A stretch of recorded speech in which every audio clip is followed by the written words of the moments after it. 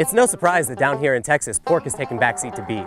But due to its versatility, flavor, and forgiving nature while cooking, I put it #1 on my list. The average consumer knows very little about the age, breed, or size of the pig that's been processed, nor do they know what it's been fed or the life it's lived.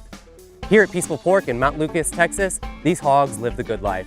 And for the consumer, it shows, and it tastes oh so sweet. I'm Michael Grimes, and this is Source to Course. I am so excited to be out here today in Mount Lucas, Texas with Loncito Cartwright. We are taking a really nice glimpse into a little bit of the property at Peaceful Pork. Mr. Loncito, thank you so much for having us today. Pleasure to have folks down. You know, all ideas start off with a little bit, kind of like a seed. You have experience with cattle, you have experience with goats and sheep. What kind of made you venture off into sustainable pork farming? Drought, and everybody loves bacon. We've always done beef cattle, and I wanted to be a direct marketer to people, restaurants and individuals. So we started with lamb, and I'm a big proponent of grass-fed. And we just got too dry, and I spent too much time irrigating, and I fell back into these hogs, and I didn't know what end to put the feed in when I started. I fell in love with them. I mean, the pigs are just amazing. I love the fact that you put so much time and effort into raising these beautiful animals. I think that pork really highlights what chefs are trying to look for in every dish. I've never seen a pork dish accented with beef, but I've seen a million beef dishes accented with pork. What flavor components do you really feel you draw from letting these pigs live a natural lifestyle? Well, I think being able to walk around, #1, makes all the difference in the world, because they don't just lay on the concrete, walk to the feeder, and lay back in the mud. So the fact that they get exercise, the fact that they're calm, the fact that, you know, we feed a barley-based feed that at the end, and I think that barley probably flavors. We stay away from corn, and we stay away from soybeans. The fact that, you know, in the spring, they're eating wildflowers and thistle.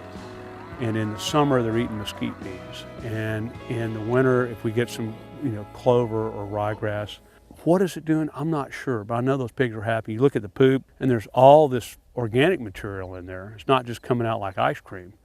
Something's going on. I mean, and people like our pork, so the chefs like it. So I'm not sure what it is.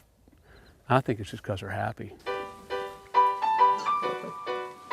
Now, we see about 3 different varieties of breeds. We have Red Wattle, we have Berkshire, and we have Large Black.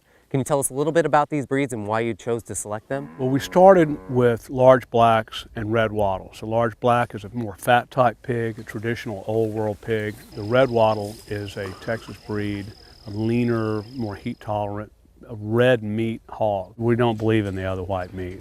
We are red meat. And they seem to be working. The Large Black for us became too fatty. I was introduced to the Berkshire, and they put on so much lean meat, and they're known for their ability to marble. And I think we've finally decided we're going to have Berkshire mamas with Red Wattle daddies, and then raise a handful of Berkshires separately for our replacement herd. What physical characteristics are you looking for a specific type of cut that you're taking to market? Well, restaurants like more fat, bigger pig. I mean, our market hogs are 230 to 250 pounds. Our pigs weigh 3 to 350. So I've got the restaurant crowd, the whole animal buyer, the nose to tail buyer wants fat.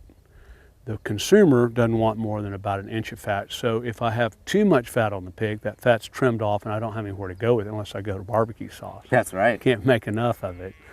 And so the Berkshire has put more lean pounds of meat, so the consumer's happy with what they get. Now, for the commodity pork buyers, what is one message that we can send to them and try to get this sustainable lifestyle and ranching technique to get out to other commodity pork farmers? Why should they adapt this, and why should the consumer start purchasing sustainable livestock? If they can find it, eat less and pay more. Think about what you put in your body. Just be mindful of what you do, and it's so the economies of scale, raising a family, what you feed them, what your budget is. I get all that, and the chefs and the restaurants, they have to make a profit, or it doesn't work. But when you're going out to dinner, maybe throw a bone to the guy that truly buys local, because he's trying to do the right thing, and you know, just make a little choice a little bit at a time, and it's staggering what one little bit once a week or once a month can change the hold on them. And there are millions of people in Austin, San Antonio. I want 500 to buy a pig from me every year and feed their families. Well, thank you so much for your time. It's amazing to be out here. It feels so tranquil.